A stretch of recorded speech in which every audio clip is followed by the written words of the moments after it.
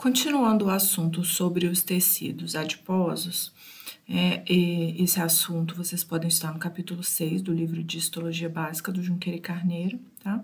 Aqui a gente vai falar um pouco sobre o tecido adiposo multilocular, que também é chamado de gordura parda, tá?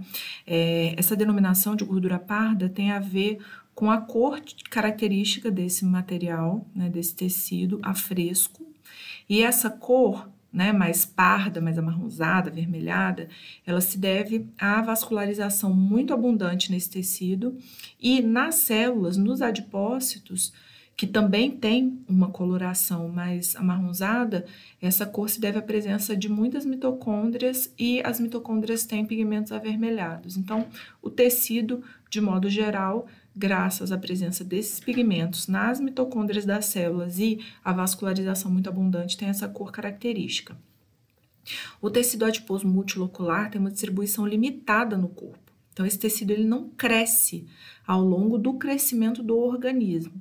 E ele tem localização bem determinada no feto e no recém-nascido. Nesse esquema que vocês podem ver no slide, a gente vê nas regiões de amarelo os locais onde a gente encontra o tecido adiposo multilocular puro, né? Então, vocês podem ver que são poucas regiões aqui, né? No pescoço, na região abdominal, e onde tá com essa cor mais roxo, né? É uma mistura de tecido multilocular e unilocular, tá? Então, a distribuição é limitada no organismo. Nesse tecido adiposo, os adipócitos, tá? Que vocês podem ver aqui na foto. Os adipócitos são menores e poligonais, menores do que os adipócitos uniloculares, tá? Que vocês podem ver aqui em cima. Então, olha só, essa célula, ela é menor do que do tecido adiposo unilocular. E essas células, elas têm o citoplasma carregado de gotículas e mitocôndrias, tá? É diferente do que a gente vê no tecido adiposo unilocular, onde existe uma gotícula maior que ocupa a maior parte do volume do citoplasma, né, e desloca o núcleo para a periferia da célula. O núcleo a gente consegue ver no adipócito unilocular, ele não fica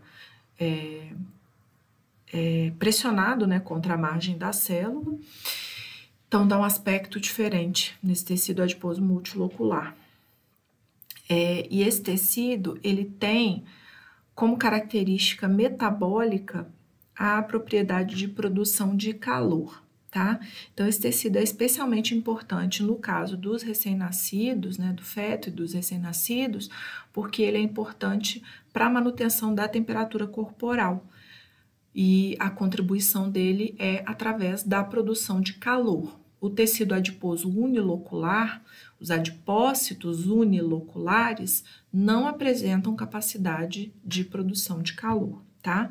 E aí, no caso do tecido adiposo multilocular, da gordura parda, a vascularização abundante desse tecido vai contribuir para essa função. Por quê? Porque é graças à presença de uma vascularização muito grande que esse calor pode ser dissipado no organismo, o calor que é produzido pela gordura parda, ele dissipa pelo organismo através da própria circulação sanguínea, né? O sangue ele é aquecido nas regiões onde os vasos sanguíneos passam dentro da gordura parda, e esse sangue aquecido vai circular pelo corpo e ajuda a aquecer o organismo de modo geral, tá? Nos recém-nascidos, esse tecido representa cerca de 5% da massa corporal. E a quantidade, né, essa quantidade vai diminuindo gradualmente à medida que o corpo cresce, né? O percentual vai ficando cada vez menor, até que ele é praticamente irrelevante. Ele permanece no organismo durante a primeira década de vida, nas regiões cervical, axilar, paravertebral, mediastinal, external e abdominal do corpo. E permanece no adulto nas regiões ao redor dos rins, nas glândulas suprarrenais, nos grandes vasos, por exemplo, artéria aorta, e nas regiões de pescoço, tá? Na cervical profunda e supraclavicular, nas costas, nas regiões interescapular e paravertebral e no tórax, na região do mediastino. O adipócito multilocular, né, que vocês podem ver esquematizado aqui na figura, Vocês podem ver que é uma célula que tem mitocôndrias abundantes, né? O núcleo não fica deslocado na periferia da célula. E essa célula, quando ela é estimulada, ela acelera a lipose, ou seja, a degradação de lipídios e a oxidação dos ácidos graxos.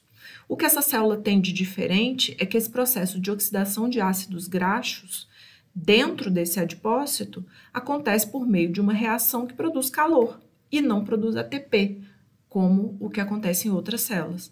E isso só é possível graças à presença dessa enzima, a termogenina, ou a UCP1, tá? E essa enzima está presente nas membranas internas das mitocôndrias desse adipócito. E aí, essa célula, então, ela, na reação de oxidação de ácidos graxos, libera calor, o calor aquece o sangue nos vasos capilares desse tecido, e esse sangue aquecido, circulando pelo corpo, ele vai dissipar o calor pelo corpo. Nessa foto, vocês podem ver o aspecto histológico desse tecido adiposo multilocular, né? A gente vê aqui indicado um adipócito. Vocês podem ver que o citoplasma da célula tem esse aspecto granular, porque essa célula apresenta, então, várias gotículas pequenas de lipídios dentro do citoplasma.